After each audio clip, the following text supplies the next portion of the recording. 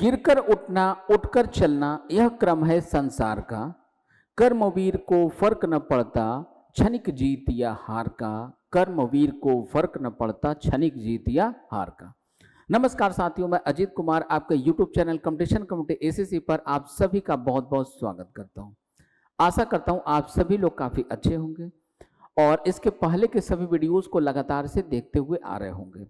दोस्तों, आज हम लोग अपने सीजीएल एग्जाम को ध्यान में रखते हुए, चूंकि आपका सीजीएल का एग्जाम भी है जुलाई में, तो इसको ध्यान में रखते हुए आज हम लोग एसएससी का एक नया टॉपिक शुरू करेंगे और ये टॉपिक होगा हम लोगों का सेंटेंस रीअरेंजमेंट। क्या होगा दोस्तों? Sentence rearrangement.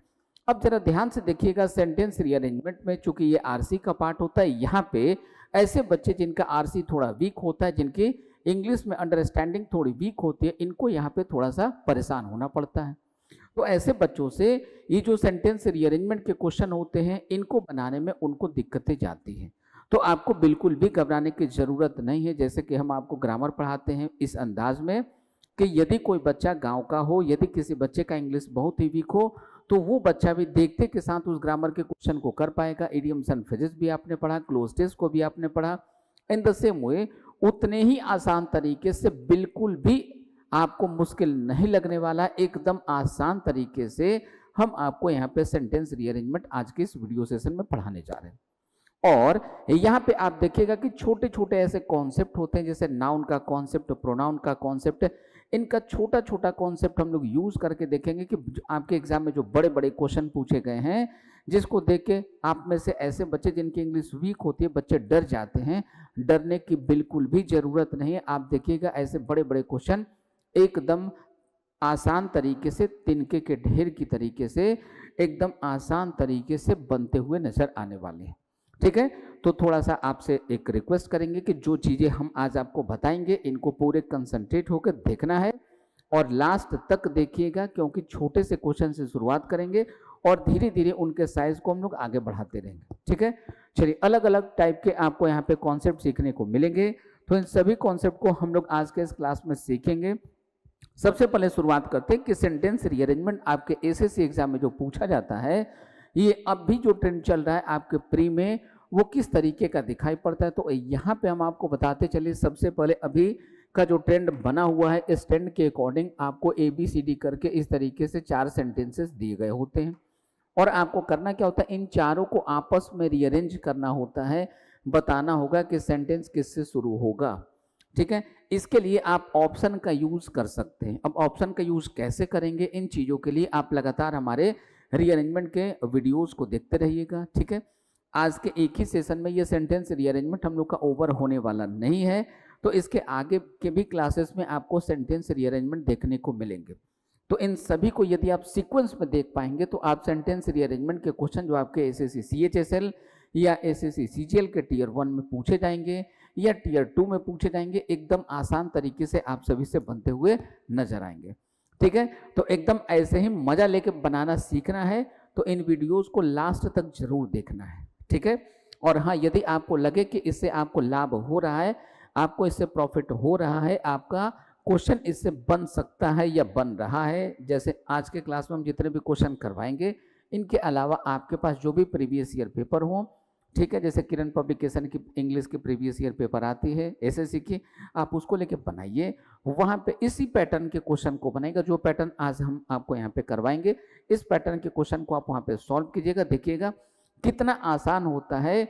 बड़े बड़े सेंटेंसेस को भी आप बिना पढ़े कुछ क्लू का यूज करके आसान तरीके से क्वेश्चन को सॉल्व करेंगे। ठीक है, चलिए, तो ये ABCD करके 4 सेंटेंसेस आपको दिए गए होते हैं। आमतौर पे ऐसे बच्चे जिनकी इंग्लिश अच्छी होती है, वो लोग क्या करेंगे, तो पूरा का पूरा ये दिया हुआ सेंटेंस पढ़ेंगे। ठीक है, अब ये पूरा का पूरा सेंटेंस पढ़ के समझना होता है, समझ के फिर इनको क्या करना होता है, आपस में रीअरेंज करना होता है, बताना होगा कि पहला कौन सा होगा। तो कल्पना कर लीजिए, मान लीजिए कि B हमारा पहला होगा, D हमारा दूसरा है, C तीसरा है और ये हमारा चौथा है।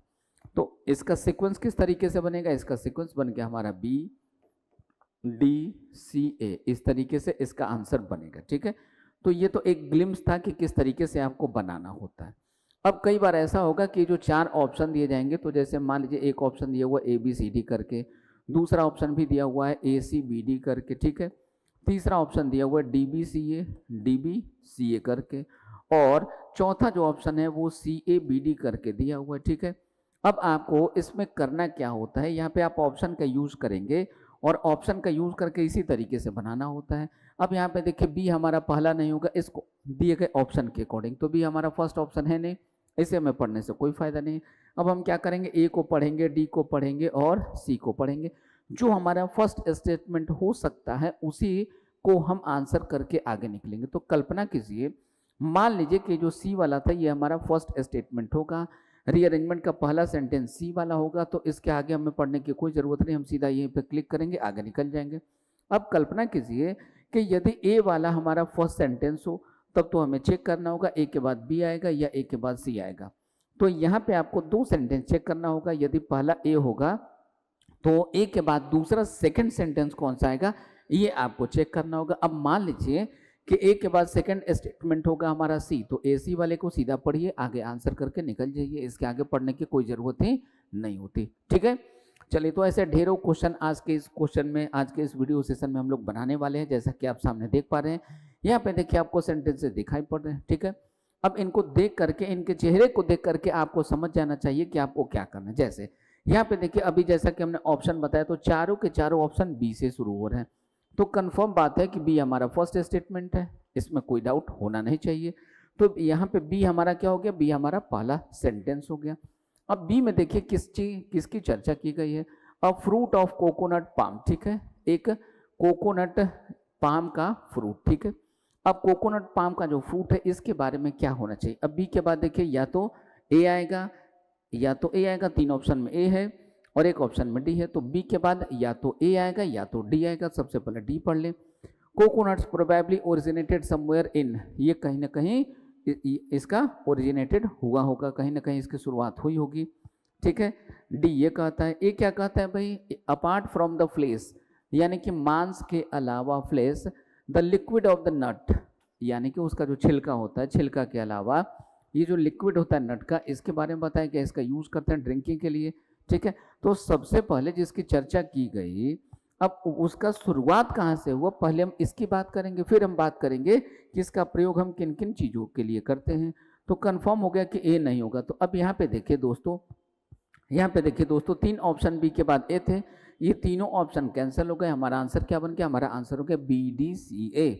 कितना आसान है। ठीक है, एकदम बिल्कुल इसी तरीके से आपको यहाँ पे बनाने की जरूरत है। अगले क्वेश्चन को देखिए, अब अगले क्वेश्चन में जरा ऑप्शन को फिर से देखिए, यहाँ पे चार ऑप्शन आपको दिखाई दे रहे हैं और चारों ऑप्शन ही ए से शुरू हो रहे हैं।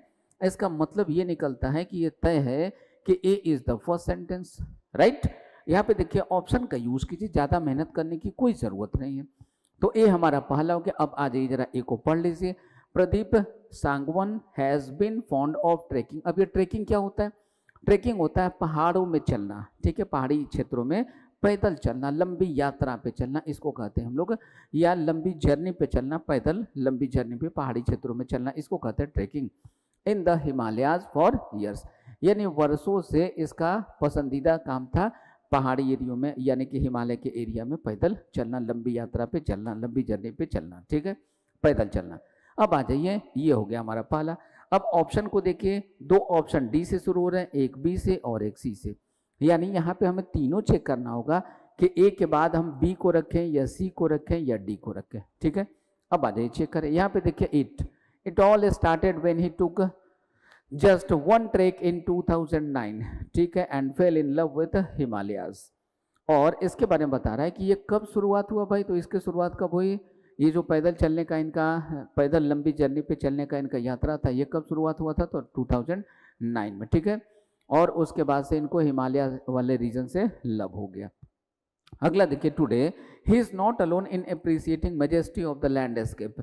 और आज के डेट में ये केवल अकेले व्यक्ति नहीं है जो इस लैंडस्केप यानी प्राकृतिक सुंदरता की प्रशंसा करते हैं। ठीक है, industry has introduced trekking expeditions for young mountain climbers, यानी कि यहाँ पे बताया गया कि और भी ये जो टूरिज्म इंडस्ट्री है इसने भी इसको क्या किया है, इंट्रोड्यूस किया है, किसके लिए, यंग माउंटेन क्लाइंबर्स के लिए। ठीक है, नेक्स्ट अगला सेंटेंस पढ़िए, एट द एज ऑफ 33 साल की उम्र में his love affair saw him trek and him take an average of 2000 kilometre a year and he enjoyed every bit of it, और वो इसका प्रत्येक क्षण का आनंद लेते रहे। ठीक है, अब इस सेंटेंस में देखिए ये जो हमारा ए पहला था, ए के बाद अब क्या आना चाहिए, अब क्या क्या हो सकता है आपका फर्स्ट सेंटेंस। सबसे पहले इसको जरा समझिए। यहाँ पे देखिए ये नाउन है, ठीक है। अब ये भी क्या है, ट्रैकिंग इन हिमालयाज, ये भी नाउन है, ठीक है। चर्चा इसकी हो रही है ट्रैकिंग की।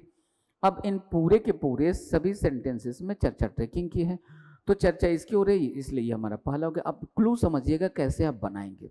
यहाँ पे देखिए इट का यूज किया गया। इट का यूज किसके लिए किया गया भाई, तो इट का यूज इसी ट्रैकिंग के लिए किया गया है। क्यों, क्योंकि आपको एक कॉन्सेप्ट पता होना चाहिए, यदि वर्ब के आईएनजी फॉर्म का, यदि V1 प्लस आईएनजी फॉर्म का इसका यूज कहीं भी किसी भी सेंटेंस में सब्जेक्ट या ऑब्जेक्ट के रूप में हो, तो इसी को मानते हैं हम लोग सिंगुलर। क्या मानते हैं, सिंगुलर इसको माना जाता है। तो ये हो गया सिंगुलर। अब इसी के लिए यहाँ पे प्रोनाउन का यूज कर लिया गया। तो ग्रामर का कॉन्सेप्ट ये है, या सेंटेंस रीअरेंजमेंट जो हम लोग सॉल्व करते हैं, इनका एक कॉन्सेप्ट है कि कहीं भी किसी भी सेंटेंस में सबसे पहले हम लोग नाउन को रखते हैं, नाउन के बाद हम लोग रखते हैं प्रोनाउन को। इन दोनों का एक पेयरिंग बनता है, जोड़ा बनता है, ठीक है। बात समझ में आ गई। तो सबसे पहले कौन सा आएगा, ए आएगा। ए के बाद क्या आएगा, बी आएगा। तो सीधा ए और बी को उठाइए, चेक कीजिए कहाँ पे दिया हुआ ए और बी, सीधा उसको आंसर कीजिए और आगे निकल जाइए, ठीक है। बात को समझे। यहाँ पे हमने आपको सेंटेंस को पढ़ के भी समझाया हिंदी में, और दूसरा तरीका भी हमने आपको सिखाया किस तरीके से आप इनको बिना पढ़े या कम पढ़ के भी, थोड़ा बहुत भी यदि आपको इंग्लिश आता है, आपकी अंडरस्टैंडिंग बहुत तगड़ी नहीं है, फिर भी आप कैसे इन चीज़ों का यूज़ करेंगे। फिर से देख लीजिए, ये ट्रैकिंग क्या है, तो ये है वर्ब का first form plus ING form, इसी को हम लोग कहते हैं वर्ब का फोर्थ फॉर्म, राइट।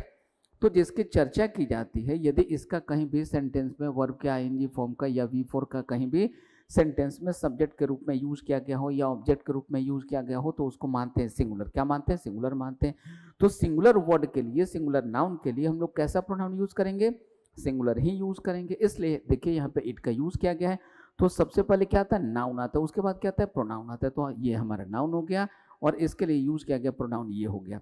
तो ए के बाद सेकंड कौन सा आएगा, तो सेकंड आएगा बी। और ए बी वाला देखिए यहाँ पे एक ही ऑप्शन है दोस्तों, ए बी वाला एक ही ऑप्शन है, ऑप्शन नंबर सी में। तो इसको आंसर करेंगे, हम लोग आगे निकल जाएंगे, ठीक है। तो यहाँ से हम लोगों ने देखा, इस लास्ट क्वेश्चन में हम लोगों ने देखा कि यदि पूरा हम थॉरोली नहीं भी पढ़ पाते हैं, तो थोड़ा बहुत भी यदि हम पढ़ पाते हैं, थोड़ा बहुत भी यदि हम समझ पाते हैं, तो सिर्फ उतने का यूज करके हम अपने एसएससी एग्जाम में पूछे जाने वाले PQRS क्वेश्चन को, यानी कि सेंटेंस रीअरेंजमेंट के क्वेश्चन को बिल्कुल आसान तरीके से बना के आगे निकल सकते हैं, ठीक है। चलते हैं अगले क्वेश्चन की तरफ। अगले क्वेश्चन में फिर से यहाँ पे ऑप्शन देखिए, यहाँ पे 4 ऑप्शन है। चारों ऑप्शन किससे शुरू हो रहे हैं, ए से। जाहिर सी बात है कि यहाँ से ये स्पष्ट हो गया कि ये ए वाला ही हमारा पहला सेंटेंस है, ठीक है। अब आ जाइए, जॉर्ज रॉबिन्सन वॉज एम्बिशस। कैसा व्यक्ति था भाई, तो ये एक एम्बिशस व्यक्ति था, महत्वाकांक्षी व्यक्ति था, बट नॉट वेरी क्लेवर, लेकिन बहुत चालाक नहीं था। When he was at school, जब तक वो स्कूल में था तब तक बहुत चालाक नहीं था। एंड ही लेफ्ट, और उसने क्या किया, स्कूल छोड़ दिया। ही लेफ्ट व्हेन ही वॉज 16, और जब वो 16 साल का था तभी उसने छोड़ दिया। क्या छोड़ दिया, स्कूल छोड़ दिया। जब स्कूल में था तो बहुत चालाक था नहीं, इसलिए उसने क्या किया, 16 साल की उम्र में ही स्कूल को छोड़ दिया, पढ़ाई लिखाई को छोड़ दिया, ठीक है। अब इसके बाद क्या कर रहा होगा भाई, तो ये पहला सेंटेंस हो गया हमारा। अब यहाँ पे देखिए इट का यूज किया गया, तो इट का यूज किसी न किसी नाउन के बदले में किया गया होगा, ठीक है। चलिए, तो इट का यूज हम लोग जॉर्ज रॉबिन्सन के लिए तो करेंगे नहीं, क्यों, क्योंकि ये लिविंग बिंग है, इसके लिए प्रोनाउन का यूज करेंगे ही, ठीक है। अब आ जाइए, चेक कीजिए। एट फर्स्ट, सबसे पहले वो क्या किया, देखिए ही का यूज किया गया। तो ही का यूज किसके लिए किया जाएगा, किसी नाउन के बदले में यूज किया जाएगा। तो नाउन हमारा क्या है भाई, तो नाउन था ही, कौन सा था, ही था जॉर्ज रॉबिन्सन। तो इसके बदले यहाँ पे ही का यूज कर लिया गया। तो फिर देखिए सबसे पहले क्या आता है दोस्तों, नाउन आता है, उसके बाद क्या आता है, प्रोनाउन आता है। यानी यहाँ से ये क्लियर हो गया कि ए के बाद कौन सा आएगा, सी आएगा। अब ए सी में उठाइए, देखिए ऑप्शन कौन सा है, तो ए और सी से रिलेटेड हमारा ऑप्शन नंबर ए है। एक ही ऑप्शन है, सीधा आंसर कीजिए, आगे निकलिए। नेक्स्ट अगले क्वेश्चन को देखिए फिर से। यहाँ पे जो ऑप्शन है, यहाँ पे भी सारे के सारे ऑप्शन किससे शुरू हो रहे हैं, ऑप्शन सेंटेंस नंबर ए से शुरू हो रहे हैं। तो यहाँ से भी ये क्लियर इंडिकेशन है कि पहला सेंटेंस कौन सा है, पहला सेंटेंस हमारा ए वाला ही है। अब आइए यहाँ पे देखिए, although he was successful in international industry, किसी प्रकार के इंटरनेशनल इंडस्ट्री में वो क्या है भाई, यद्यपि वो सक्सेसफुल रहा है इंटरनेशनल इंडस्ट्री में, George was still not a very well educated man, लेकिन अभी भी जॉर्ज जो है वो बहुत शिक्षित व्यक्ति नहीं था। ठीक है, आ जाइए। अब इसके बाद क्या आएगा, तो आप ऑप्शन देख लो, दो ऑप्शन डी से है, एक ऑप्शन बी से, एक ऑप्शन सी से। आ जाइए चेक कर ले, यहाँ पे क्या होगा भाई, तो जॉर्ज इंटरनेशनल इंडस्ट्री में बहुत फेमस था, हालांकि वो अभी भी बहुत पढ़ा लिखा व्यक्ति नहीं था, बहुत शिक्षित व्यक्ति नहीं था, ऐसा यहाँ पे बताया गया। अब आ जाइए चेक कर ले, यहाँ पे ही बिगेन टू हैव स्पीचेस। अब इस ही का यूज किसके लिए किया जाएगा, ये किसके लिए किया जाएगा, तो जॉर्ज के लिए किया जाएगा, तो ये हमारा सेकंड सेंटेंस हो सकता है। यहाँ पे देखिए फिर से जॉर्ज आया है, ठीक है, लेकिन यहाँ पे क्या लगा हुआ है, सो, तो सो का यूज किसके लिए करते हैं, किसी चीज के रिजल्ट को दिखाने के लिए करते हैं, इसलिए ये किसी चीज के रिजल्ट को दिखा रहा हो, तो सबसे पहले आपको कोई घटना बतानी होगी, उसके बाद आप उसका रिजल्ट बताएंगे। आइए जरा पढ़ के चेक कर लेते हैं। So George never had any difficulties, इसलिए जॉर्ज को कोई डिफिकल्टी हुआ ही नहीं उसके साथ, एंड ट्रस्टेड हिम कंप्लीटली, और उस पर पूरी तरीके से विश्वास करता रहा। तो इसके पहले उस व्यक्ति का चर्चा करना होगा ना, जिस पर वो विश्वास करता था, जिस पर वो क्या करता था, ट्रस्ट करता था, जिसके साथ वो काम कर रहा था, उस व्यक्ति की पहले चर्चा करनी होगी, इसलिए बी हमारा सेकंड तो नहीं होगा। अब आ जाइए, यूजुअली अक्सर क्या होता था, he did not have much time to go through a speech, अक्सर उसके पास ज़्यादा समय नहीं होता था स्पीच को पढ़ने के लिए, but the speech writer wrote clever things, लेकिन जो स्पीच राइटर था, द स्पीच राइटर, यानी स्पीच राइटर की पहले चर्चा, इसके पहले उसकी चर्चा होनी चाहिए।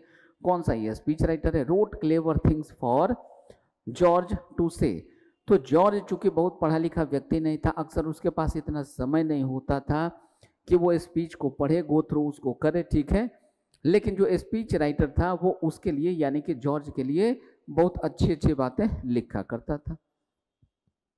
आगे बढ़ते हैं यहाँ से, अगला लास्ट वाला सेंटेंस है, he began to have speeches, और उसने क्या किया, उसने शुरुआत करी किसके साथ, स्पीच के साथ, स्पीचेस रिटन फॉर हिम, ऐसे स्पीच के साथ जो उसके लिए लिखे जाते थे, ठीक है, by a special speech writer. अब ये किसी स्पेशल स्पीच राइटर की बात की गई, तो यहाँ पे देखिए आर्टिकल ए का यूज किया गया। अब ध्यान से देखिएगा, यदि किसी नाउन की चर्चा पहली बार की जाती है तब वो अननोन होता है, तो उसी के साथ हम लोग आर्टिकल ए एन का प्रयोग करते हैं, और जब उसी की चर्चा, जब किसी भी नाउन की चर्चा दूसरी बार होती है, या नेक्स्ट टाइम होती है, सेकेंड टाइम होती है, थर्ड टाइम होती है, या उसके बाद होती है, तो उसी नोन नाउन के साथ हम लोग यूज करते हैं आर्टिकल द का, यानी कि यहाँ से ये क्लियर इंडिकेशन मिलता है कि ए के बाद हमें किसका यूज करना चाहिए, ए के बाद हमें रखना चाहिए इसको, और उसके बाद हमें किसको रखना चाहिए, यहाँ पे देखिए आर्टिकल द है, इन दोनों की एक पेयरिंग बनेगी जिसमें पहले नंबर पे रहेगा डी और दूसरे नंबर पे आ जाएगा सी, तो डी और सी का एक ग्रुप बनता है, एक पेयरिंग बनता है। ये आर्ट भी आपको सीखना है, ग्रुपिंग बनाना भी सीखना है। तो इनका ग्रुपिंग का एक तरीका हमने आपको बताया, क्या बताया कि पहले नाउन आता है, उसके बाद क्या आता है, प्रोनाउन आता है, फिर आर्टिकल के संदर्भ में अभी हमने आपको बताया, यदि किसी नाउन की चर्चा पहली बार की जाए तो उसके पहले आर्टिकल ए एन का प्रयोग करते हैं, लेकिन जब उसी नाउन की चर्चा दूसरी बार की जाए, तीसरी बार की जाए, या उसके बाद कभी भी की जाए, तो उसी के साथ आर्टिकल द का प्रयोग करते हैं, ठीक है। तो आर्टिकल ए एन वाला पहले नंबर पे आता है, आर्टिकल ए या एन वाले को हम लोग पहले नंबर पे रखते हैं, आर्टिकल द वाले को हम लोग दूसरे नंबर पे रखते हैं। अब इन दोनों का एक ग्रुप बनता है, एक पेयरिंग बनता है, इस पेयरिंग में डी आएगा पहले नंबर पे, सी आएगा दूसरे नंबर पे। आप डी सी चेक कर लीजिए, देखिए डी सी कहाँ पे, यहाँ पे, तो सीधी बात कि हमारा आंसर क्या हो जाएगा, हमारा आंसर हो जाएगा ऑप्शन नंबर डी। क्या हो जाएगा, ऑप्शन नंबर डी, क्योंकि ए तो सभी में कॉमन है। अब हमें ये चेक करना था कि डी पहले आना चाहिए और उसके तुरंत बाद सी आना चाहिए, राइट। और इसी का रिजल्ट ये हुआ कि ये उसके लिए, ये जो स्पीच राइटर था, ये उसके लिए, किसके लिए, जॉर्ज के लिए अच्छी अच्छी चीज़ें लिखा करता था, और इसीलिए उसको कोई डिफिकल्टी नहीं होती थी, किसको, जॉर्ज को उसके साथ काम करने में, यानी कि स्पीच डिलीवर करने में कोई दिक्कत नहीं होती थी, और वो उस पर कंप्लीटली यानी कि पूरी तरीके से भरोसा करता था। बात समझ में आई, तो इसका आंसर बनेगा हमारा ऑप्शन नंबर डी। नेक्स्ट अगले क्वेश्चन की बात करते हैं। अगला क्वेश्चन फिर से देखिए, द एफिल टावर, यहाँ पे एफिल टावर की बात कर दी गई। देखिए एफिल टावर, ऑप्शन को पहले देख ले, सारे ऑप्शन में ए है, यानी कि हमारा पहला होगा एफिल टावर। तो एफिल टावर की यहाँ पे चर्चा कर दी गई। अब एफिल टावर के बारे में बताया गया, इरेक्टेड, ये कब खड़ा हुआ भाई, तो 1889 में खड़ा हुआ, ठीक है। अब देखिए यहाँ पे इसके कंस्ट्रक्शन की बात की गई। अब इसको कहते हैं क्रोनोलॉजिकल ऑर्डर। क्या कहते हैं दोस्तों? इसको कहते हैं क्रोनोलॉजिकल ऑर्डर। अब ये क्रोनोलॉजिकल ऑर्डर क्या होता है? ये क्रोनोलॉजिकल ऑर्डर ये बताता है कि जैसे मान लीजिए कोई काम 2000 में हुआ, ठीक है, सन 2000 में हुआ, फिर कोई काम हुआ 2003 में, कब हो गया? 2003 में हो गया, ठीक है। फिर कोई काम हो गया 2010 में, 2010 में। फिर कोई काम कब हो रहा है? तो ये हो रहा है 2020 में। फिर कोई काम कब हो रहा है? 2023 में। यानी कि टाइम के असेंडिंग ऑर्डर में इनको अरेंज करते हैं। अब यदि इस कॉन्सेप्ट को हम लोग यूज करें तो सबसे पहले 87 आना चाहिए था, ठीक है, 1887 आना चाहिए था। उसके बाद ये आना चाहिए था या ये आना चाहिए था। अब देखिए यहाँ पे भी 1889 की बात की गई, यहाँ पे भी 1889 की बात की गई, यहाँ पे 1887 की बात की गई है। लेकिन जो दिया हुआ हमारा ऑप्शन है उसके अकॉर्डिंग ए हमारा पहला है। तो सबसे पहले इस एफिल टावर की बात की जाए कब खड़ा हुआ? तो इस 1889 में खड़ा हुआ। तो खड़ा हुआ तो पहले उसको बनाया गया होगा। फिर देखिए यहाँ पे ईंट का प्रयोग किया गया। इस ईंट का प्रयोग किसके लिए? इसी के लिए हुआ है, ठीक है। अब देखिए तो सबसे पहले हम कंस्ट्रक्शन की बात करेंगे। एफिल टावर यहाँ भी है, तो एफिल टावर के आधार पे इन दोनों का एक ग्रुप बन जाएगा। अब सबसे पहले कंस्ट्रक्शन, तो कंस्ट्रक्शन की शुरुआत कभी हुई? तो सबसे पहला जो खुदाई का वर्क हुआ ये कब शुरू हुआ था? 28 जनवरी 1887 को शुरू हुआ था, 1887 को शुरू हुआ था। तो सबसे पहले बताएं कि इसका कंस्ट्रक्शन शुरू कब हुआ। अब शुरू होने के बाद देखिए इसमें बताया गया है कि इस टाइम में क्या हुआ भाई? तो इसका कंस्ट्रक्शन फिनिश हो गया, ठीक है। अब सबसे पहले चर्चा किए किसके बारे में? एफिल टावर के बारे में। फिर उसकी काम शुरू कब हुई, फिर उसके बाद बताएंगे कि इसका काम खत्म कब हुआ। उसके बाद उसके बारे में कोई और चीज़ हम लोग बताएंगे। तो सबसे पहले क्या आ जाएगा? ए आ जाएगा, ए के बाद डी, डी के बाद सी, तो ए डी सी चेक कर लो भाई। ए डी सी एक ही ऑप्शन में, ऑप्शन नंबर ए। सीधा आगे बढ़ते हैं। चलिए आगे बढ़ते हैं अगले क्वेश्चन की तरफ। यहाँ पे देखिए क्या है, तो यहाँ पे फिर से देखिए प्रोनाउन इट का यूज किया गया, मतलब ए वाला तो हमारा पहला होना नहीं है। चलिए जरा ऑप्शन चेक कर ले। ऑप्शन में सारे ऑप्शन में आप देख रहे हैं ऑप्शन नंबर सी से सारे के सारे ऑप्शन शुरू हो रहे हैं। कंफर्म बात हो गई कि ये सी हमारा पहला होगा। आइए पढ़ते हैं इसको। While some musical instruments have been around for centuries. ये जो बहुत सारे इंस्ट्रूमेंट्स हैं, म्यूजिकल इंस्ट्रूमेंट्स हैं, ये सदियों से यूज में हैं। The saxophone is a relatively recent invention. अब ये जो सैक्सोफोन बताया गया, सैक्सोफोन को रिसेंट इन्वेंशन बताया गया कि ये हाल फिलहाल वाला है, ठीक है। अब सी के बाद देखिए ऑप्शन में, दो ऑप्शन में ए है, दो ऑप्शन में डी है, यानी कि कंफर्म बात है या तो सी के बाद ए आएगा या तो डी आएगा। अब आ जाइए यहाँ पे चेक कर ले। It was the first instrument to combine reed with a brass bell. मतलब इसमें रीड क्या होता है भाई? तो जैसे मंदिर में आप घंटी बजाते हैं तो ऊपर से ऐसा वाला पार्ट होता है, देखेंगे आप इस तरीके से ऐसा वाला पार्ट होता है, ठीक है, ऐसे। और इसके अंदर आप देखते होंगे ये डंडी टाइप का लटका होता है, जिसको हिला के या सेक करके हम लोग घंटी को बजाते हैं, ठीक है। दैट इज कॉल्ड रीड, ठीक है। चलिए तो ए हम लोगों ने पढ़ लिया। अब आ जाइए डी में। The first saxophone was patent by Joseph Sax, ठीक है, इन पेरिस इन 1846। तो जो सबसे पहला था, सबसे पहला जो पेटेंट करवाया गया वो कब हुआ था? 1846 में ये पेटेंट हुआ था, ठीक है। अब आ जाइए, तो सबसे पहले अब होना क्या चाहिए था इसमें? हम लोगों ने दोनों चीज़ों को पढ़ लिया, यहाँ पे भी फर्स्ट आ रहा है, यहाँ पे भी फर्स्ट आ रहा है। अब आ जाइए चेक कर लें तो हमारा करेक्ट आंसर क्या बनेगा, हमारा इनका सीक्वेंस क्या बनेगा। तो सबसे पहले ये था हमारा फर्स्ट। अब यहाँ पे देखिए it was the first instrument, ये एक पहला इंस्ट्रूमेंट था जिसमें इसको कंबाइन किया गया ब्रास बेल के साथ, ठीक है। और लास्ट वाला सेंटेंस भी आइए पढ़ लें। विदाउट इट्स यूनिक साउंड, इसके यूनिक साउंड के बिना we would never have heard jazz or any of the music styles that followed on its footstep। तो बाकी दूसरे किसी म्यूजिकल इंस्ट्रूमेंट का हम लोग यूज ही नहीं कर सकते थे, ठीक है। तो सबसे पहले अब किसकी चर्चा होनी चाहिए? चूंकि यहाँ पे टाइम का यूज कर लिया गया, इसलिए इसका आंसर हमारा बनना चाहिए दोस्तों सी के बाद बनना चाहिए डी। तो सी के बाद देखिए यहाँ पे डी आ गया, ठीक है। अब इसके बाद क्या आएगा? तो इसके बाद आ जाएगा ए, सी डी ए। तो देखिए सी डी ए कहाँ पे दिया हुआ है? सी डी ए दिया हुआ है ऑप्शन नंबर सी में। तो ये रहा हमारा करेक्ट आंसर। अब यहाँ से आगे बढ़ते हैं। यहाँ पे देखिए ये कुछ बड़े बड़े सेंटेंसेस आपको यहाँ पे दिखाई दे रहे हैं। तो बड़ा बड़ा सेंटेंस आपको दिखाई दे रहा हो तो इसमें आपको डरने की बिल्कुल भी जरूरत नहीं है। क्या करना है? इनका क्लू यूज करना। जैसे यहाँ पे देखिए किसकी चर्चा की जा रही है? बॉलीवुड, ठीक है। अब बॉलीवुड में क्या हो रहा है भाई? माउंटेन स्टोरीज, ठीक है, क्राफ्टेड कुछ हो रहा है। Adventure, mountains igniting the interest of trekking, फिर देखिए वही, यानी कि माउंटेन वाले एरिया में जर्नी की बात की जा रही है, leading to a boom in the industry. यानी कि ये जो बॉलीवुड है इसमें इसके ब्यूटी को जो दिखाया गया, इसने क्या किया, तो माउंटेन का ये जो ट्रेकिंग का, माउंटेन ट्रेकिंग का ये जो काम था, इसमें बूम आ गया। मैंने फिल्मों में दिखाने के बाद ट्रेकिंग के घटना में बूम आ गया। और देखिए सारे के सारे सेंटेंसेस में यही बताया गया कि हमारा पहला सेंटेंस है, ठीक है।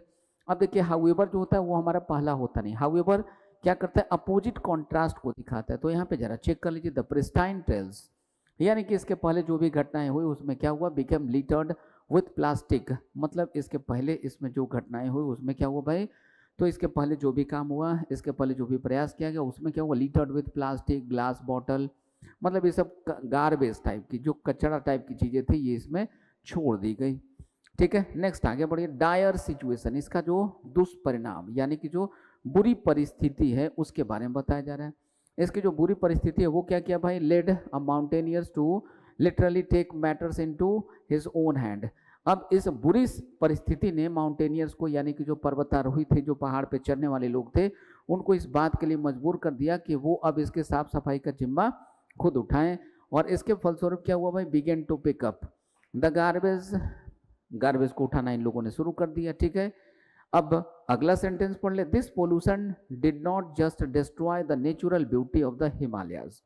और ये जो गार्बेज फैला, ये जो गार्बेज के कारण क्या हुआ, ये जो प्लास्टिक बॉटल ये सब जो था, इसके कारण क्या हो रहा था भाई, पोल्यूशन फैल रहा था। अब इससे क्या होगा, हिमालय की जो नेचुरल ब्यूटी है वो क्या हो जाएगी, डिस्ट्रॉय हो जाएगी, ठीक है। इतनी भी बातें यदि हम लोग समझ पाते हैं तो हमारा पूरा का पूरा रीअरेंजमेंट हमसे बन जाएगा। चलिए अब देखिए, सबसे पहले ए तो होगा, अब ए के बाद क्या होना चाहिए, तो सबसे पहले हमें ये यूज करना चाहिए कि अब इसके बाद क्या होगा भाई, तो एक काम तो हुआ कि इसमें बूम आ गया, ट्रेकिंग के काम में क्या हो गया, बूम आ गया। अब ट्रेकिंग के काम में जो बूम आया, तो बूम के फलस्वरूप क्या हुआ, इसके फलस्वरूप क्या हुआ कि ये जो प्लास्टिक गार्बेज वगैरह थे ये फैल गए। अब फैल गए तो इसके कारण क्या हो रहा था भाई, तो इसके कारण ये जो पोल्यूशन हो रहा था, इसके कारण हिमालय का जो नेचुरल ब्यूटी था ये डिस्ट्रॉय होने लगा। डिस्ट्रॉय होने लगा तो इस बुरी परिस्थिति ने माउंटेनियर्स को मजबूर कर दिया कि वो आगे बढ़े और इसका साफ सफाई का जिम्मा वो खुद उठाएं, ठीक है। इस तरीके की बातें बताई गई, यानी कि ए के बाद आएगा बी, बी के बाद आएगा डी, डी के बाद आएगा सी, ए बी डी सी आ जाइए, चेक कर लीजिए, ए बी डी सी, ये रहा option number B, sorry option number D. तो ये रहा हमारा ऑप्शन नंबर लास्ट वाला, A B D C. Next आगे बढ़ते हैं। अब यहाँ पे देखिए, ये फिर से आपको बड़े बड़े सेंटेंसेस यहाँ पे दिखाई दे रहे, तो इनको देख के आपको फिर से घबराने की जरूरत नहीं है। आपको क्या यूज करना है, तो आपको फिर से वैसे ही कुछ क्लू यूज करना है। जैसे क्या क्लू यूज करना है, यहाँ पे देखिए आपको दिखाई दे रहा है प्रोनाउन दे। अब दे का यूज किसके लिए करते हैं, तो दे का यूज हम लोग करते हैं किसके लिए, प्लूरल नाउन के लिए, यानी इसके पहले कुछ ना कुछ प्लूरल नाउन आया होगा कहीं ना कहीं पे, उसी के बदले हम प्रोनाउन दे का यूज करेंगे, ठीक है। अब यहाँ पे देख लीजिए, जो ऑप्शन है, एक ऑप्शन ए से शुरू हो रहा है, दो ऑप्शन आपको बी से शुरू हो रहा है, एक ऑप्शन डी से शुरू हो रहा है। इसका मतलब ये कंफर्म है कि सी हमारा फर्स्ट सेंटेंस नहीं है, ठीक है। तो सी हमारा पहला है नहीं, इन्हीं तीनों में से कोई एक हमारा पहला होगा। अब यहाँ पे देखिए, सैटरडे अनाउंस्ड, सैटरडे को कुछ अनाउंसमेंट किया गया। क्या अनाउंस किया गया भाई, देखिए यूएस, यूके, यूरोपियन अलाइज, यहाँ पे देखिए आपको क्लू दिखाई दे रहा है अलाइज। अब इन्हीं अलाइज के लिए वहां पे दे का यूज किया गया होगा, ठीक है। अगला सेंटेंस, सेंटेंस नंबर डी को पढ़े हम लोग। सेंटेंस नंबर डी क्या है, तो इसमें भी देखिए यहाँ पे वेस्टर्न अलाइज की बात की गई है। तो सबसे पहले एक अलाई बन रहा है जिसमें कौन है, यूएस है, यूके है, यूरोपियन अलाइज हैं, और इसमें फ्रांस और जर्मनी भी शामिल हैं, ठीक है। तो यहाँ देखिए अलाइज और अलाइज, इन दोनों के कारण क्या होगा, इन दोनों की एक ग्रुपिंग बनेगी, किसकी किसकी, बी और डी की एक ग्रुपिंग बनेगी। बी और डी की ग्रुपिंग में पहले नंबर पे कौन आएगा, तो बी आएगा, ठीक है। दूसरे नंबर पे कौन आएगा, डी आएगा, क्योंकि इस अलाई में है कौन कौन पहले ये पता आपको होना चाहिए। आगे बढ़िए, यहाँ पे इसका उद्देश्य बताएंगे, with a view to further isolating Russia. अब इसका उद्देश्य क्या था, रसिया को अलग थलग करना है। रसिया को अलग थलग करने के लिए ये अलाइज बने हुए हैं। तो सबसे पहले अलाइज में है कौन कौन, इसकी चर्चा कर लें, फिर इसका उद्देश्य क्या है ये चर्चा कर ले, फिर ये पूरे के पूरे ये जो अलाइज थे, नाउन थे, उसके बदले हम इस प्रोनाउन का यूज करेंगे, राइट। तो अब आ जाइए, हमारा पहला सेंटेंस कौन सा बनेगा, बी वाला बनेगा।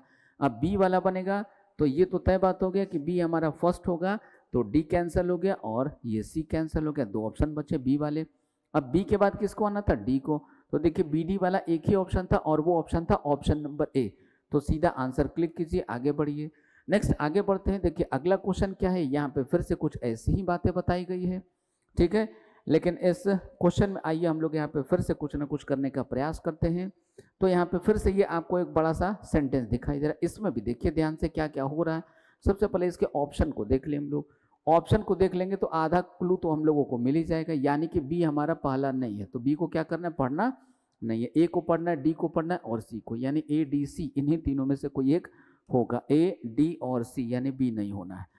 तो बी को हम नहीं पढ़ेंगे, पहले सेंटेंस के तौर पे इसको हम नहीं पढ़ेंगे। अब यहाँ पे देखिए ए का यूज किया गया। ए में क्या लिखा गया है, इट का प्रयोग किया गया। अब इट का प्रयोग किसी सिंगुलर नाउन के लिए होता है, नॉन लिविंग्स के लिए होता है, ठीक है।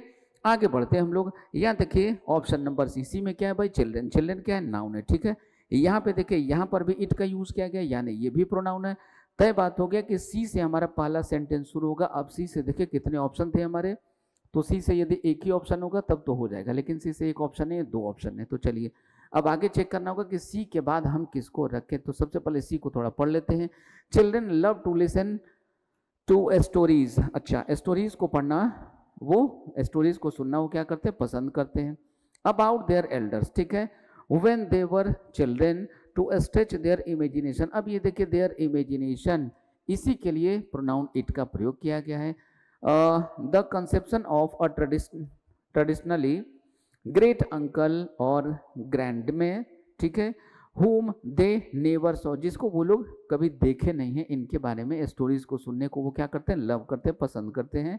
आगे हम डी को पढ़ते हैं जरा। सी में देखिए सी के बाद क्या था, सी के बाद या तो ए या तो डी। चलिए अब सी के बाद या तो ए या तो डी, इसको पढ़े। तो सबसे पहले डी को पढ़ते हैं। Certain it is that the whole story of the children and their cruel uncle. अच्छा, पूरी की पूरी कहानी जिसमें बच्चे होते हैं और बच्चे के क्रूएल अंकल होते हैं, was to be seen fairly carved out in the wood upon the chimney piece. अच्छा, इस पूरे के पूरे कहानी को कार्व किया गया, कहीं पे कार्व किया गया, ठीक है। Wood upon a chimney piece, chimney के पीस पे, लकड़ी पे ये कार्व किया गया।